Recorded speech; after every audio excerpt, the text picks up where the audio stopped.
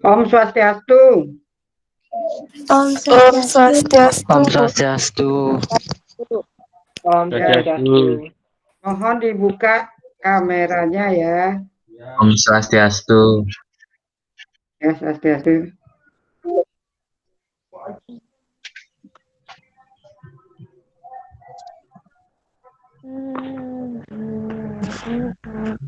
Ya. Nah, biar bisa Ibu lihat wajah-wajah kalian yang cantik dan yang bagus-bagus, buka kameranya. Dah? Ya, selamat pagi ya. Selamat pagi. Semoga sehat semuanya ya. Dah. Pagi Bu. Ya, sebagai awal dari Pikon yang diwajibkan dari sekolah, jadi Ibu berusaha memenuhi hal itu. Ya, untuk hari ini Ibu kira sudah 34 yang hadir ya. Jadi ada 2 orang siswa yang berhalangan mungkin. Ya, diharapkan anak bisa hadir di pembelajaran ya. Nah, adapun materi hari ini Ibu akan memberikan penekanan begitu ya kepada materi yang pertama, yaitu mengenai ruang lingkup biologi ya, karena kita bisa bertatap muka jadi lebih komunikatif begitu ya. Tugas-tugas sudah anak kerjakan, responnya sudah Ibu simpan sebagai data gitu ya. Nah, sekarang kita akan lihat screenshotnya ya. Ibu akan unggah dulu. Ya.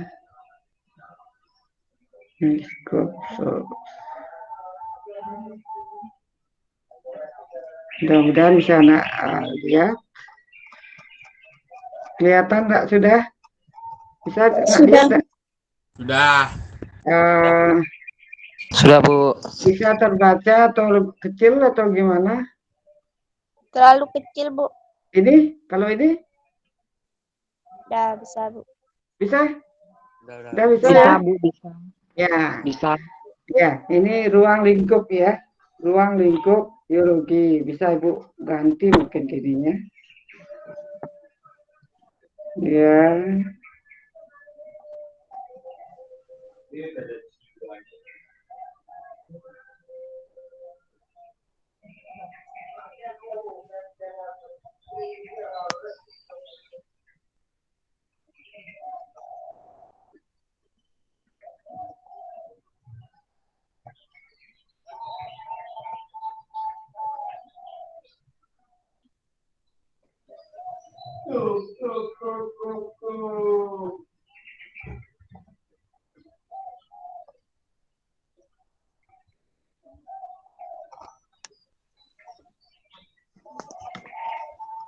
Ya, baik ya.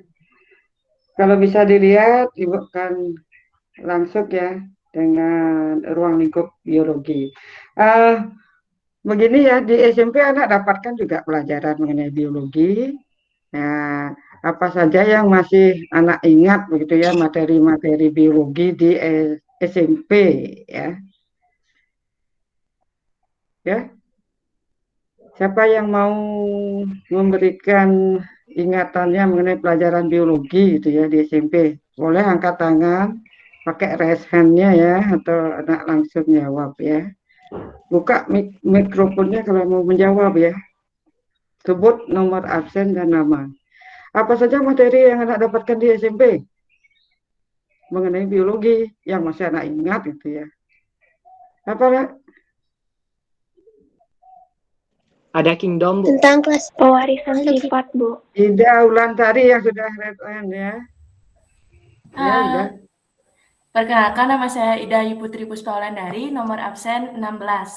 Jadi, beberapa materi biologi yang saya ingat dapat di SMP itu ada ruang lingkup biologi, sistem ekskresi, sistem peredaran darah, terus sistem pencernaan, kemudian sel apa namanya, bagian-bagian sel itu, kemudian ada makhluk hidup yang kayak bersel satu dan bersel ganda itu apa ya, lupa. Terus ada jantung, kemudian enzim. Saya ingat Iya, iya. Tidak ada. Kemudian lanjut nih Komang Chandrika Dewi. Angkat tangan dah dia. Ya, tambah mungkin pelajaran biologi di SMP itu ada pewarisan sifat atau pewarisan gen keturunan itu. Ya, Itu saja tambahannya. sebut nama ya. Nah, nomor absen ya penting ya, nomor absen. Ya, maaf Bu. Saya perkenalkan, nama saya Nika Mainsarka Dewi, saya nomor absen 24. 24. Ya. Ada lagi? Sudah? Ya. Jadi apa Bu, yang saya Bu. ah? Saya Bu. Oh, dengan yoga ya, baik. Ya, perkenalkan nama saya Ineng Hego Darmawan, saya nomor absen 12. Jadi saya sedikit menambahkan dari Putri, ada makhluk hidup uniseluler sama multiseluler. Uniseluler itu bersel satu dan multiseluler bersel lebih dari satu. Sama saya juga belajar tentang kingdom, sel, jaringan pada tumbuhan, jaringan pada hewan dan lain sebagainya. Terima kasih. Ya. Sudah ya, semuanya betul ya. Sekarang dari apa yang anak ingat di SMP itu di SMA akan anak dapati lagi ya, karena nggak dapati lagi spektrumnya begitu akan semakin lebih diperdalam, diperluas begitu ya. Yang jelas anak harus senang dulu belajar ya. Kalau sudah senang, pelajarannya disenangi, jangan ibu gurunya disenangi ya, pelajaran biologinya gitu ya. Nah itu anak pelajari, disenangi sehingga anak bisa belajar dengan baik. Apakah anak bikin kelompok, silakanlah. Dalam situasi begini bisa bikin grup belajar lewat WA apa di grupnya boleh ya. Kalau mau pertemuan dengan teman, cari teman yang dekat-dekat, jangan jauh-jauh bikin kelompok. Wah ini rantare ini waham ini. Untuk raup mukanya ya dengan air biar segar, silakan ya. Jadi cari yang dekat-dekat, yang punya fasilitas WiFi berbagilah begitu maksud ibu ya, sehingga kan bisa terbantukan. Nggak ada istilahnya nggak bisa belajar tuh, karena buku paket udah ada ya. Nah baik nak ya, kita lanjutkan. Anak sudah kenal dengan saya. Nama saya ya ini ya, Loh Made Swastika Rani, menjadi guru sejak tahun 1988 ya. Nah, adapun kompetensi dasar yang harus anak ketahui dalam pembelajaran ini, yang pertama kompetensi pengetahuannya, penilaiannya adalah menjelaskan ruang lingkup biologi. Apa yang dijelaskan? Permasalahan, berbagai objek biologi, tingkatan organisasi kehidupan melalui penerapan metode ilmiah, gitu ya. Sedangkan untuk kompetensi psikomotornya yang bisa di anak praktekkan, gitu. Ini menyajikan data hasil percobaan metode ilmiah. Jadi anak menerapkan ya metode ilmiah itu dalam suatu praktikum percobaan yang sederhana, gitu ya, dengan objek biologi dan tingkatan organisasi kehidupan. Adapun tujuan pembelajaran hari ini ya nak ya, ini ya, melalui pembelajaran dari rumah, jadi dari rumah nak belajar, kalian dapat menjelaskan dengan tepat apa itu ruang lingkup biologi, ya, permasalahan pada berbagai objek biologi dan tingkat organisasi kehidupan melalui penerapan metode ilmiah dan prinsip keselamatan kerja serta memiliki sifat ya mandiri, jujur, dan disiplin. Jadi anak memiliki integritas yang tinggi, jujur dalam bekerja, ya, disiplin, mandiri. Nah, itu tujuan yang akan anak peroleh nantinya. Baik, berikutnya dari apa yang anak ketahui di SMP, kita akan mulai dengan objek biologi. Ini ya, objek biologi. Biologi itu mempelajari apa? Dari asal katanya, bios dan logos. Apa itu bios? Ini angkat tangan ya, dengan yoga. Ya, oh mati dah. Komang Chandrika, apa itu biologi? Yang masih resen, lo Putu Indira.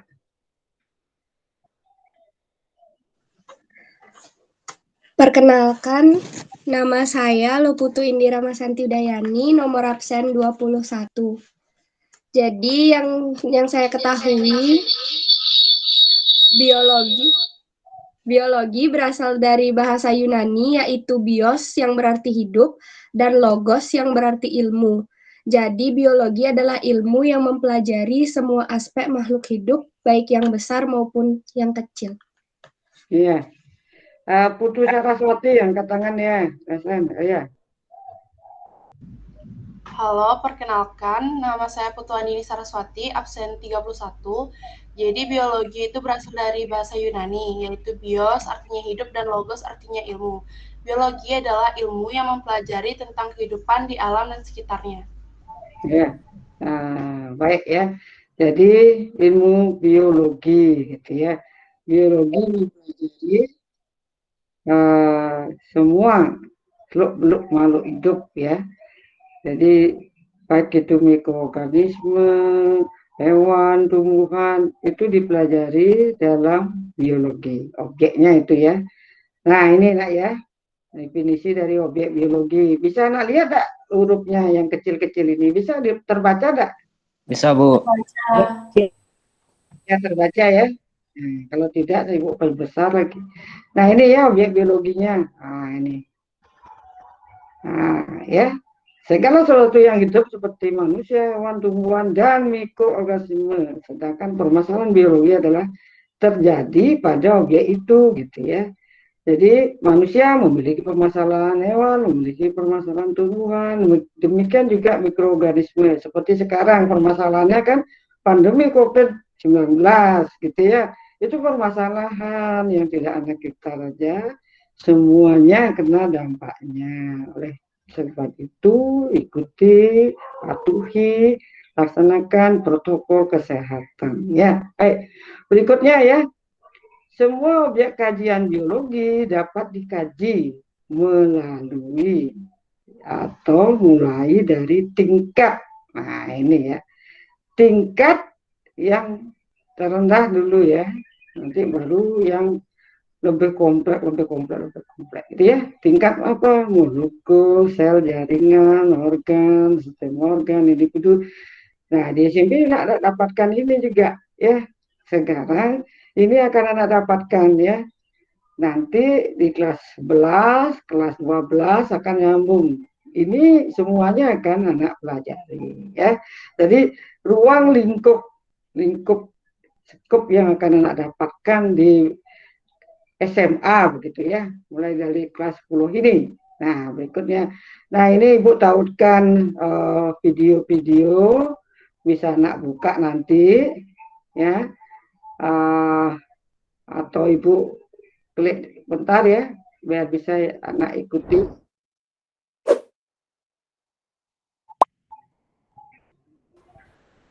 Terus apa sih itu biologi? Jadi perlu teman-teman tahu bahwa istilah biologi berasal dari bios dan logos. Di mana bios artinya hidup dan logos artinya studi atau ilmu. Jadi, biologi adalah ilmu pengetahuan yang mempelajari tentang makhluk hidup. Jadi kakak ulangi lagi, bahwa biologi adalah ilmu pengetahuan yang mempelajari tentang makhluk hidup. Selanjutnya, sebagai suatu ilmu, cabang biologi itu cakupannya sangat luas dan sangat dalam. Ya, itu ya. Kemudian kita akan perhatikan ya tingkat organisasi kehidupan. Ya. Mulai dari tingkat molekul. Nah, ada pertanyaan waktu ini apakah virus termasuk sel atau molekul gitu ya. Nah, tingkat molekul, mengapa tingkat molekul merupakan tingkatan organisasi ya? Karena dari protoplasma yang sebagai substansi kehidupan makhluk hidup itu tersusun dari senyawa dari molekul-molekul yang sederhana ya, CH2, karbon, hidrogen, oksigen, dan ada nitrogennya untuk protein. Jadi protein, karbohidrat, lemak itu substansi dasar ya, yang nantinya akan menyusun protoplasma. Jadi pada setiap sel hidup yang namanya sel masih hidup itu memiliki substansi dasar ini, protoplasma gitu ya. Nah itu tingkat molekulnya ya, bagian paling kecil. Nah ini molekul-molekul ya, selamat perhatikan. Ya mudah-mudahan bisa anak lihat. Ini ada molekul, oh ini ya, ada karbohidrat, sapati gitu ya. Nah itu. Berikutnya tingkat sel, tingkatan sel. Anak telah dapati di SMP tingkatan sel apa? Sel hewan, sel tumbuhan, begitu ya. Ada juga makhluk hidup yang bersel satu, gitu ya. Ini anak dapatkan nanti lebih mendalam di kelas 11 ya. Bagaimana itu sel, bagaimana struktur fungsi sel, anak dapatkan nanti di kelas 11 ya. Nah berikutnya, di sini Ibu cantumkan juga videonya, bisa anak lihat sebentar ya. Nah ini ya. Macam mana organisma ini kebetulan bahasanya bahasa Melayu ya. Yang macam kita tengok ni lah. Okey, urutan organisasi sel tu seperti dalam buku, dia bermula daripada sel, kemudian pergi kepada tisu. Ya, Sel jaringan dan tisu epiteliem ni mempunyai fungsi yang sama.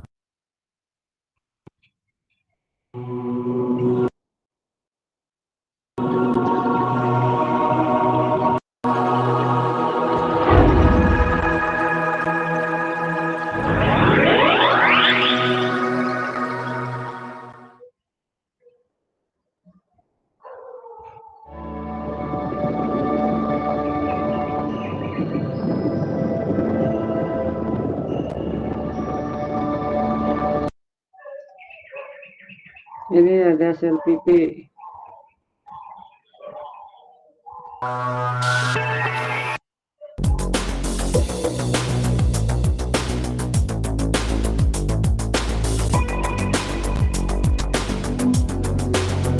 Cara untuk mengamati sel. Nah, sel bawah merah.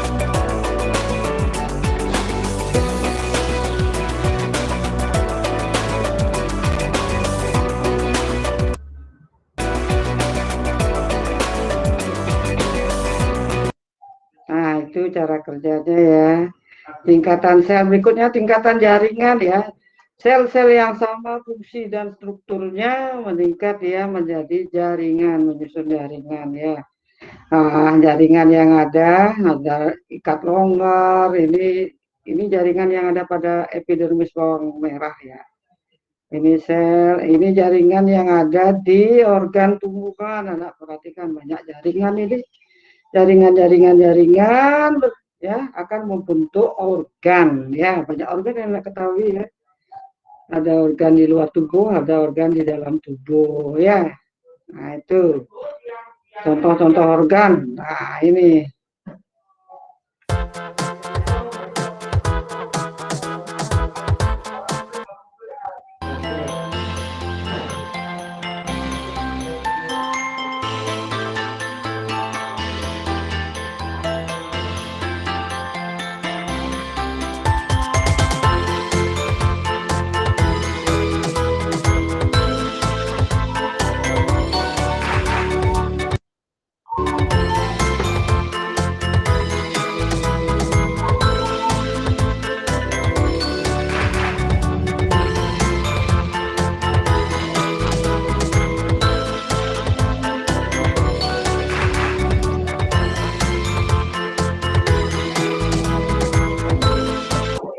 itu contoh organ berkumpul membentuk sistem ya. Kalau pada hewan ada sistem organ.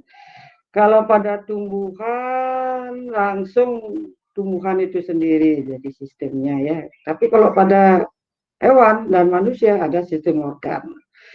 Ada sistem pernapasan, ada sistem regulasi, ada indera, ada sistem reproduksi dan lain sebagainya ya.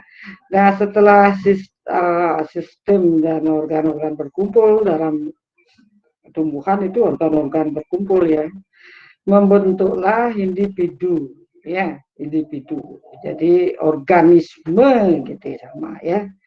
Individu kambing, individu bebek, individu macan, individu manusia. Manusia kan pada dasarnya secara struktural itu manusia itu adalah hewan ya, secara anatomi.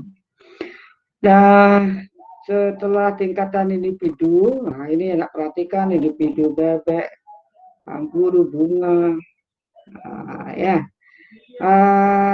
Berkumpul jadilah populasi ya, populasi bebek, populasi kambing ya, lebih dari satu ya populasi. Nah ini populasi ya.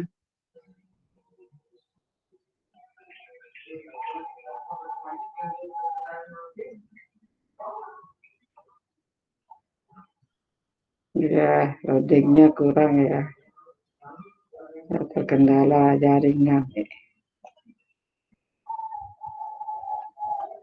Nah ini ada populasi ikan, ada populasi wawa, populasi semut merah, ya itu ya populasi. Nah populasi ya terjadilah komunitas di suatu tempat ya. Ini komunitas. Jadi komunitas adalah sekumpulan berbagai macam populasi makhluk hidup yang hidup dalam suatu wilayah tertentu. Ya, jadi wilayahnya sama, ada beberapa macam individu begitu ya, itulah komunitas ya. Misalnya komunitas di sawah gitu ya, ada bebek, ada padi, ada ikan, ada kakul, itu komunitas ya.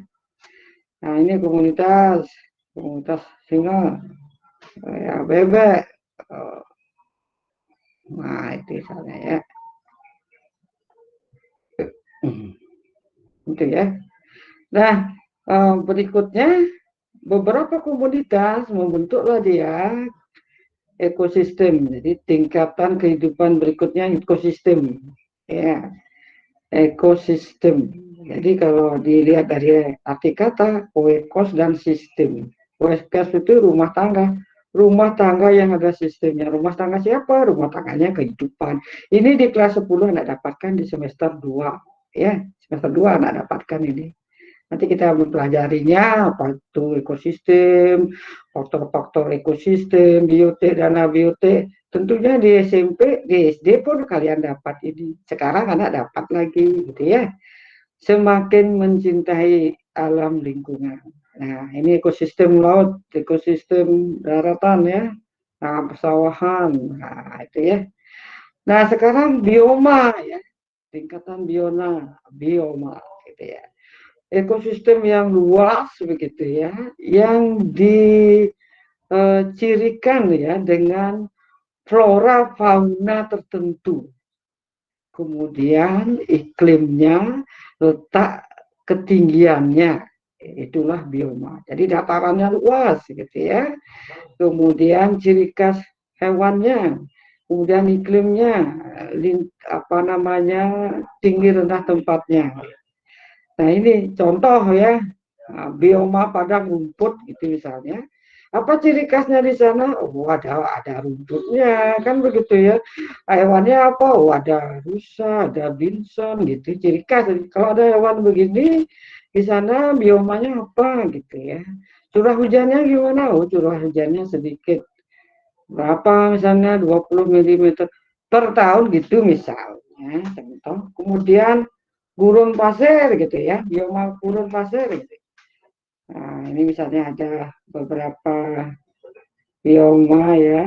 Nah, ini Bioma, nah ini bioma di kutub ya, bioma tundra ya, seperti lumut gitu ya, tapi es ya, ya itu ya. Nah, itu adalah tingkatan organisasi kehidupan, spektrumnya semakin meluas, lebih kompleks dari yang sederhana, dari molekul sampai dengan bioma. Nantinya ada juga biosfer, gitu nah. Nah, untuk ketahui, artinya mengkaji bagaimana di bulan, di planet-planet lain ada sumber kehidupan, gitu. Oh, ternyata ada ya di sana, seperti anak melihat-lihat film lain itu ya. Ada makhluk hidup tertentu, cuma kita terbatas melihatnya gitu misalnya ya. Makhluk hidup itu bisa mendatangi kita, kok kita nggak tahu gitu ya. Siapa tahu nanti ada yang menyelidiki, oh di planet Mars itu bisa hidup makhluk hidup seperti manusia gitu. Nanti kita termigrasi ke sana gitu. Entah ya. Nah dari itu manfaatnya kita lanjut, manfaat mempelajari biologi apa saja sih manfaatnya gitu ya. Ini ada bidangnya, di bidang pertanian ya tentunya menambah bibit-bibit unggul gitu ya, bibit unggul gitu ya. Nah ini seperti tomat, seperti ada tumbuh-tumbuh apa namanya, apa ya, ubi ungu yang begitu ya, yang sedang digalakkan sekarang ya. Nah ini tomatnya ya, dengan rekayasa genetikanya ya. Berikutnya di bidang peternakan, ya banyak hewan yang unggul gitu ya dari hasil bidang peternakan. Nah, itu. Ini ada sapi juga ya penghasil susu. Kemudian di bidang kedokteran, ya semakin bertambah ya seperti sekarang ya, dihasilkan vaksin-vaksin yang untuk menanggulangi pandemi COVID ini. Semoga bisa cepat hilang ya pandeminya, kita bisa dalam era baru ya setelah pandemi bisa kembali ke sekolah gitu ya. Ini ada transplantasi kulit kembar yang luka bakar ya, dan banyak manfaatnya di bidang kedokteran. Silakan anak pelajari lagi ya. Baik, berikutnya di bidang industri. Nah, ini bantuan mikrobiologi, begitu biokimia, zoologi, botani. Nah, salah satunya anak diperlihatkan di sini proses pembuatan yogurt ya. Seperti Yakult yang anak dapatkan itu kan bakteri-bakteri dilemahkan ya, yang membantu proses pembuatannya. Nah, demikian bidang industri ya. Jadi setelah teknologi ditemukan itu semakin canggih, semakin banyak hasil-hasil yang dihasilkan dari bidang industri ya. Manfaatnya dari bantuan mikroorganisme ya. Baik, berikutnya di bidang perikanan ya. Pembuatan tambak-tambak, kerambal, jalampung gitu ya, maupun rumpon-rumpon, terumbu karang, hutan mangrove dan hutan bakau. Ini sangat membantu ya di bidang pelestarian alam. Nah ini ya ada ikan-ikan. Kalau anak nanti berbudidaya ikan ini bagus sekali ya. Ini ya, kalau di Bali anak bisa lihat itu ya, di kita resung ya, mangrove tambak udang. Ya, kemudian di bidang kriminologi, contoh pada kasus penukaran bayi gitu ya, di sana ada tes ADN asam deoksiribonukleat atau DNA deoksinukleat asid ya. Jadi dapat ditemukan, oh ini siapa yang memiliki anak kalau dipermasalahkan, ataupun kalau kena musibah kecelakaan, ini keluarganya siapa gitu. Dilihat dari hasil tes ADN-nya ya. Baik anak-anak ya. Kemudian kita lanjut dengan bekerja ilmiah. Jadi IPA itu ilmu pengetahuan alam itu ada bagian biologi, kimia, fisika. Semuanya dalam kelompok sains gitu ya. Semua menggunakan cara kerja ilmiah. Jadi dengan metode-metode dan langkah-langkah yang berurut ya, terstruktur. Urutannya itu tidak bisa dilangkahi. Mengapa? Sebab nanti anak bisa ujikan sendiri. Kalau anak langkahi, tentunya anak akan merasakan bagaimana akibatnya. Ya, kalian yang akan melakukan di lapangan. Ini ada videonya, kita lihat beberapa menit, kita pilih ya. Langkah metode ilmiah tersebut. Langkah metode ilmiah yang pertama adalah merumuskan masalah. Di dalam langkah pertama ini, kita menentukan inti masalah yang akan diteliti.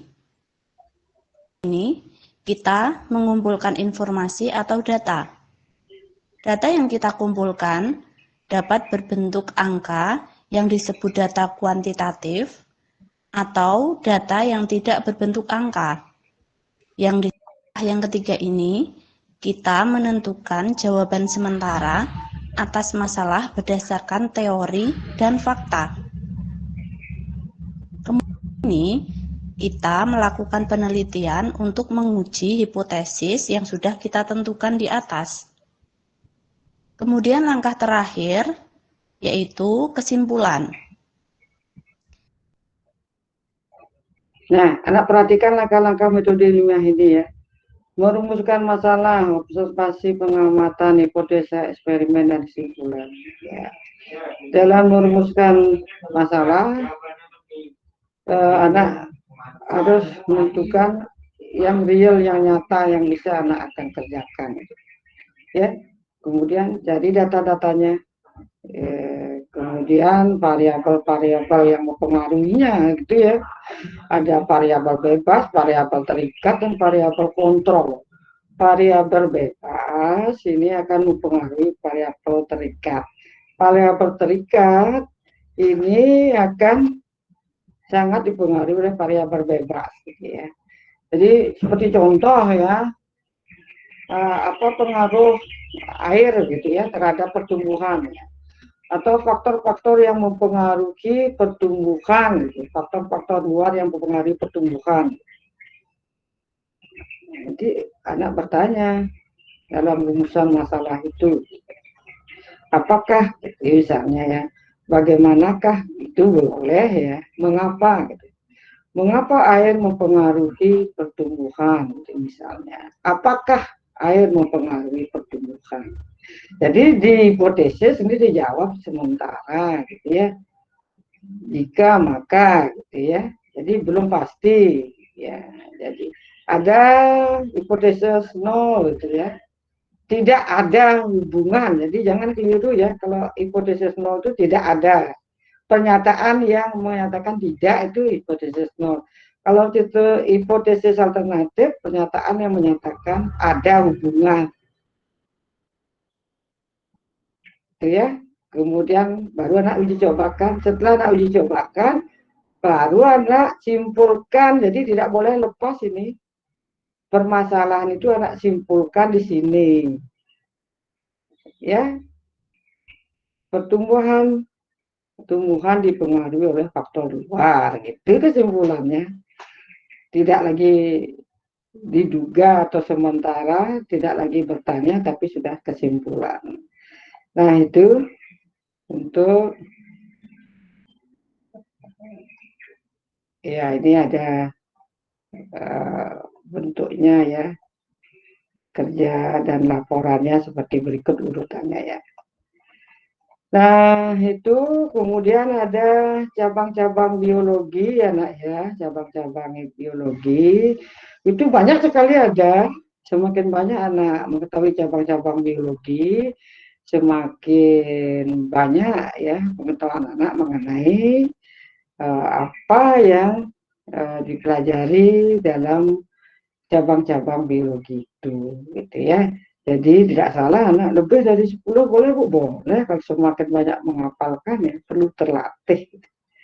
Nah itu anak ya untuk materinya, ruang lingkupnya ya yang perlu Ibu tekankan. Sekarang Ibu lanjutkan dengan diskusi informasinya ya. Silakan kalian yang ingin bertanya boleh di chat ya, atau ya sudah ada masuk angkat tangan. Putu Ayu Cinta Maharani. Ya, perkenalkan Bu, saya Putri Sintia Maharani, absen 32. Nah, pertanyaan saya di sini mengenai tingkat organisasi kehidupan.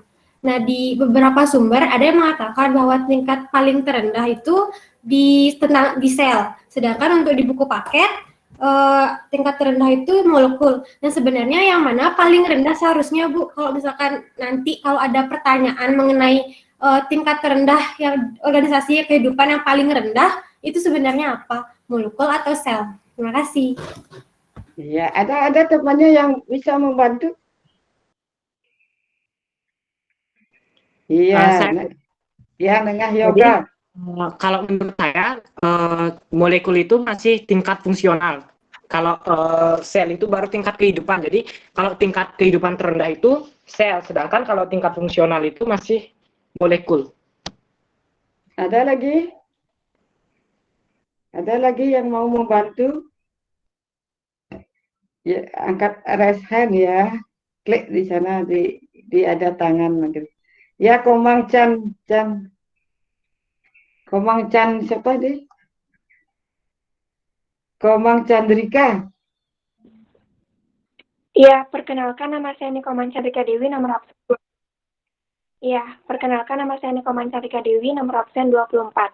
Jadi di sini saya setuju dengan yoga, di mana kalau molekul itu dia itu bukan merupakan bagian dari makhluk hidup sendiri, karena contoh molekul, kita lihat contoh molekul itu adalah oksigen, karbon dioksida, karbohidrat, protein, yang seperti itu.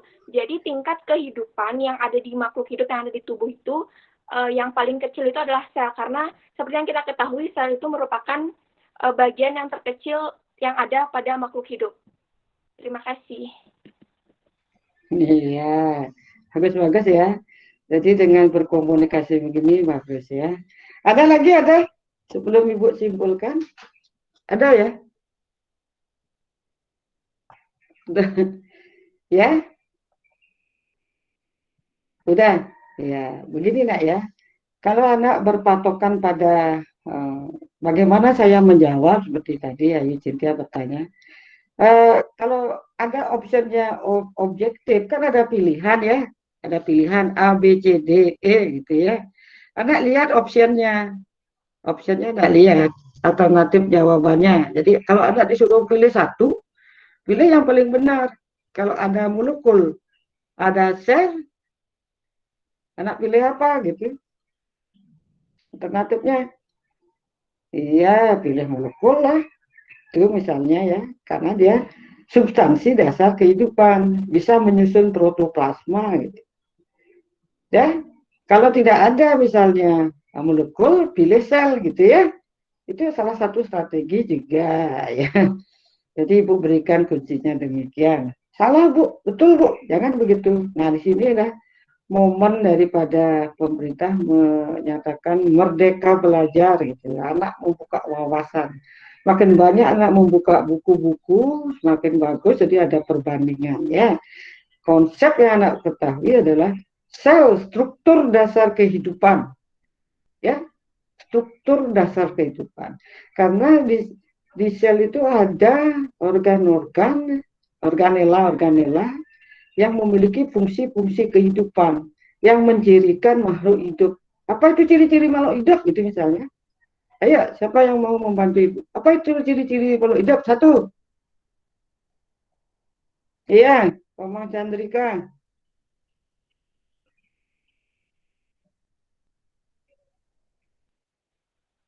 Ciri-ciri makhluk hidup itu ada bernafas, makan, tumbuh kembang. Setelah itu ada juga mengeluarkan zat sisa atau ekskresi. Sepertinya itu yang bisa saya sampaikan. Iya, jadi sebutkan nomor absen ya Ibu udah apa nanti dengan nomor absen anak ya, setiap menjawab ya. Putu Saraswati.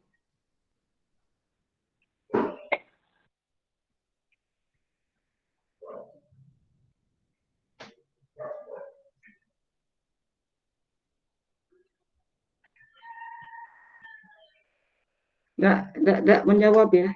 Dah. Iya. Kalau tidak kita lanjutkan ya. Ida Ulantari ya. Perkenalkan, nama saya Ida Putri Puspaulandari, nomor absen 16. Jadi, ciri-ciri makhluk hidup itu yang pertama ada bernafas, yang kedua membutuhkan makan dan minum, yang ketiga bergerak, keempat peka terhadap rangsangan, 5 adaptasi, 6 mengeluarkan zat sisa, 7 melakukan regulasi. Sekian, terima kasih. Nah, sekarang ada pertanyaan Ibu ya. Jarum jam dapat bergerak. Ya, jarum jam dapat bergerak. Apakah sama dengan geraknya makhluk hidup? Siapa yang mau menjawab, membantu Ibu?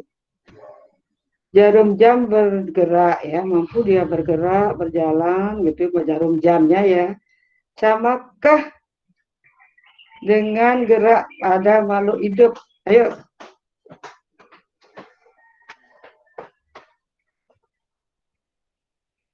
Ciri khas makhluk hidup ini ya. Jarum jam bergerak, samakah dengan bergeraknya makhluk hidup? Yunandara. Baik, izinkan saya menjawab pertanyaan dari Ibu. Perkenalkan, nama saya Imadi Adigira Nantano, nomor absen 8.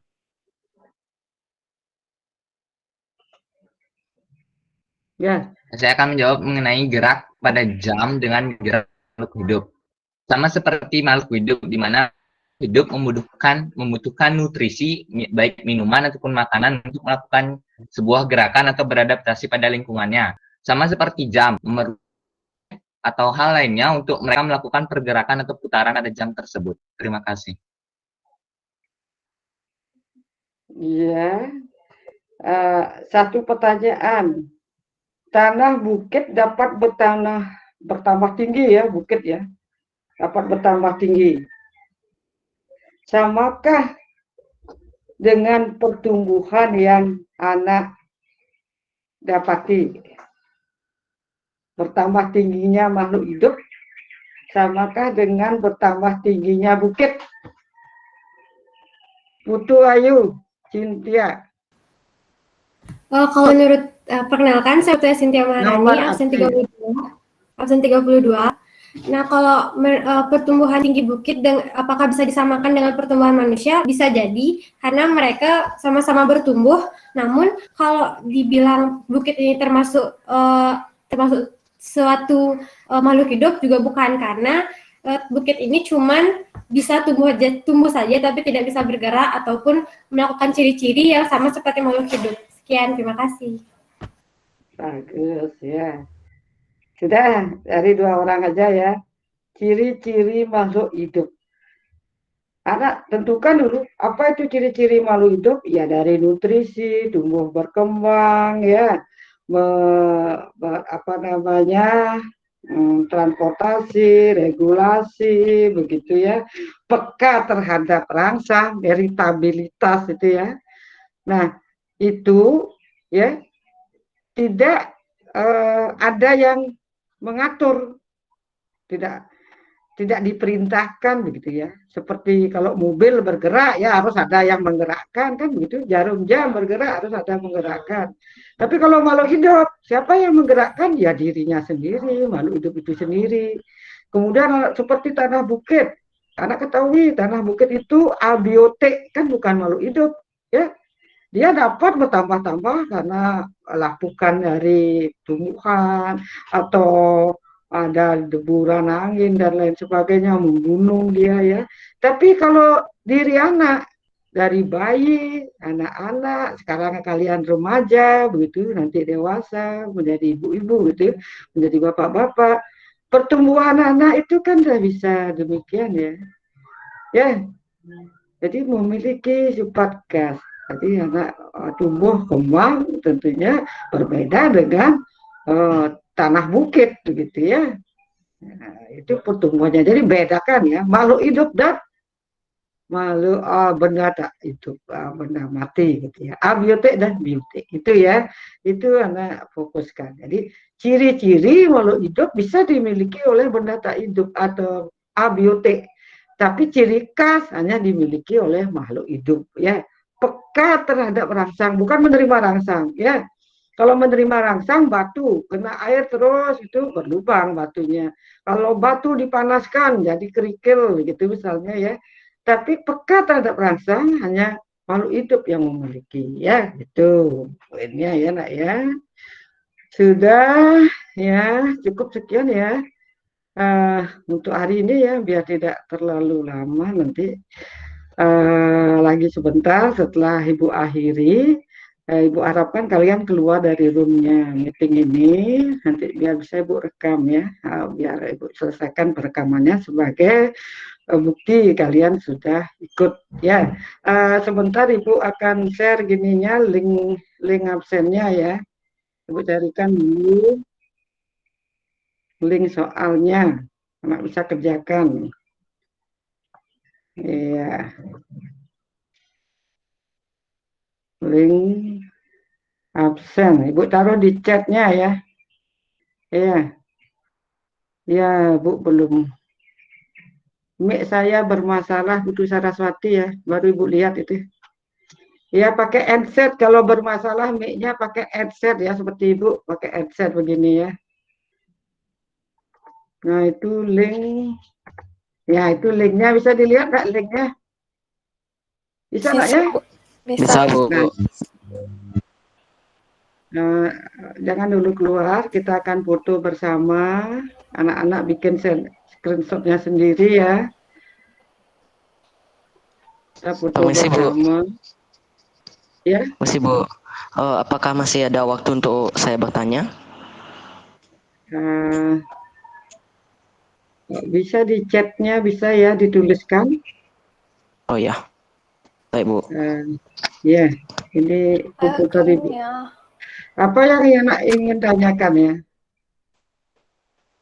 Ya, Begini Bu, soal materi yang tadi, saya perkenalkan, saya Igusti Ngurah Dewi Jatnirantara absen 5 dari kelas 10 MIPA 1. Di sini saya ingin bertanya bahwa tentang materi yang tadi, ada materi metode ilmiah. Di videonya Ibu dijelaskan bahwa langkah-langkah dalam metode ilmiah ini, yang langkah yang pertama ada merumuskan masalah, yang kedua ada melakukan observasi. Tapi yang saya baca di buku LKS ada melakukan observasi dan yang kedua merumuskan masalah. Jadi yang mana yang benar, Bu? Bisa Ibu jelaskan. Terima kasih. Nanti dulu ya. Ibu mau buka gini dulu ya. Kain.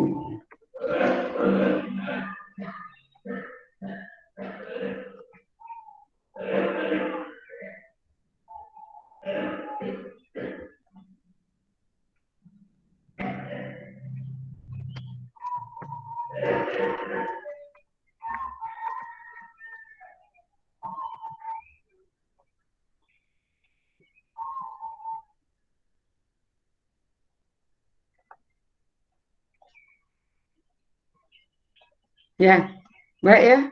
Ada tadi mempermasalahkan urutan ya. Urutan daripada langkah-langkah metode ilmiah ya. Iya, Bu. Ya. Prinsip dasar yang harus Anda ketahui, pertama ada masalah itu dulu ya. Karena kan tadi sudah diberikan permasalahan biologi. Permasalahan biologi banyak sekali ya. Jika anak sudah masuk KIR, kelompok ilmiah remaja, bagus sekali itu. Ibu kira bisa memberikan gininya pada teman-temannya ya, berkolaborasi gitu, menjelaskan pada teman-temannya begini caranya, kan bagus ya.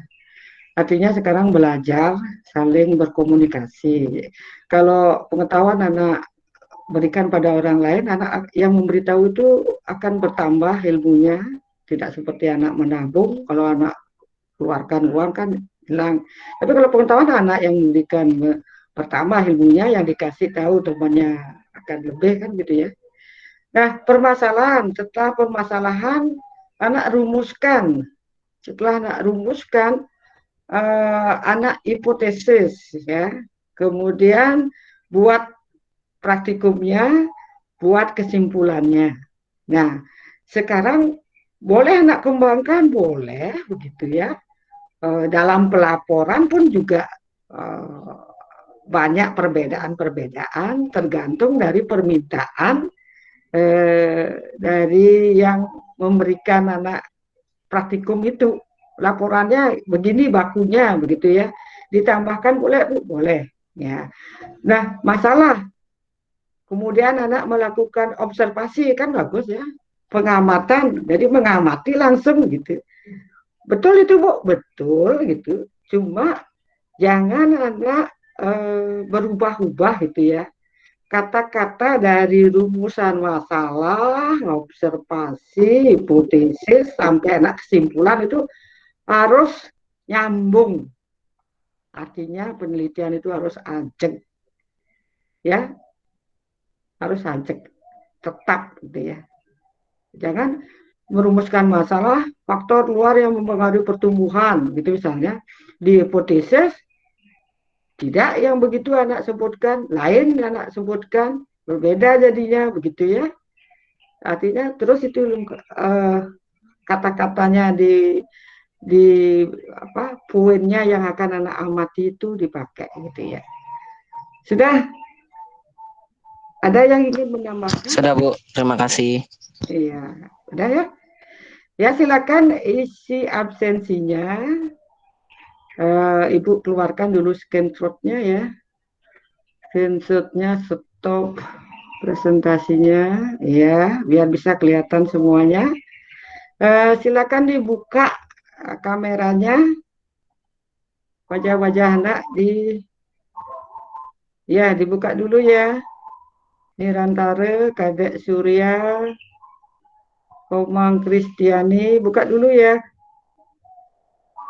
Buka kameranya nak ya. Akan ibu ginikan, kesutkan ya. Made Raditya, sebentar ya. Buka. Cahyadi Lab, sudah keluar dia ya.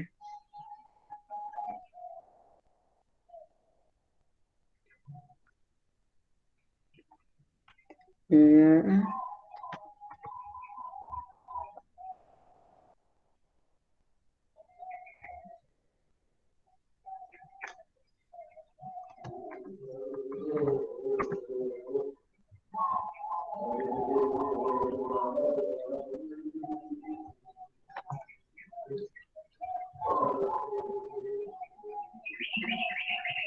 Iya. Ya. Baik, terima kasih ya. Silakan belajar dari rumah, kerjakan dan isi daftar hadirnya. Sekian, terima kasih. Om Santi Santi Santi. Om Santi Santi Santi. Ya.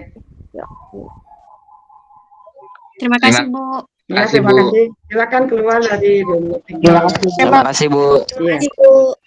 Terima kasih Bu. Iya. Terima kasih Bu. Kok Dewahi juwet nih? Iya. Bu, coba absennya ulang dikirim Bu. Kok gitu? Hilang, soalnya saya keluar tadi. Terus dia terhapus. Ngapain kamu keluar? Internetnya jelek Bu. Sinyalnya jelek, keluar sendiri. Iya, gini nak ya. Ketemannya yang punya wifi nak yang dekat-dekat. Inilah wifi saya, ini gangguan Bu sinyalnya. Oh, gangguan. Iya, iya. Iya, iya.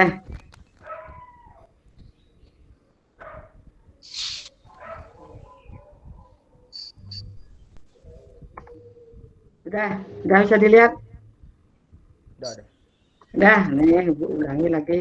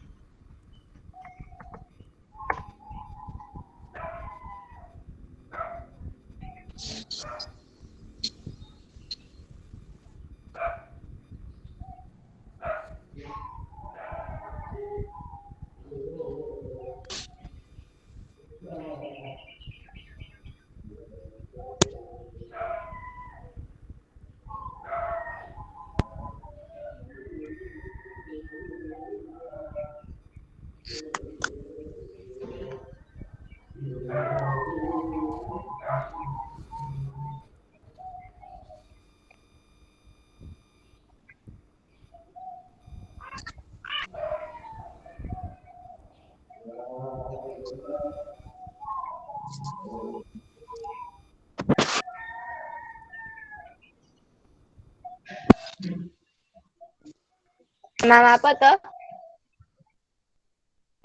Ming.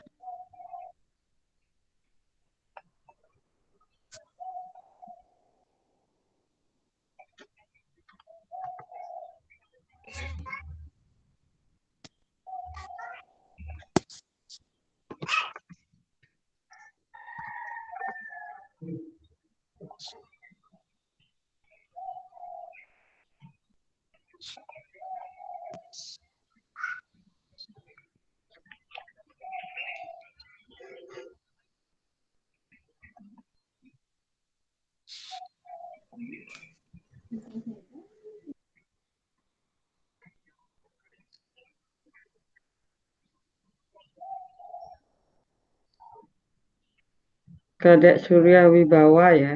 Keluar ya. Putu Rani. Ya, silakan. Lab.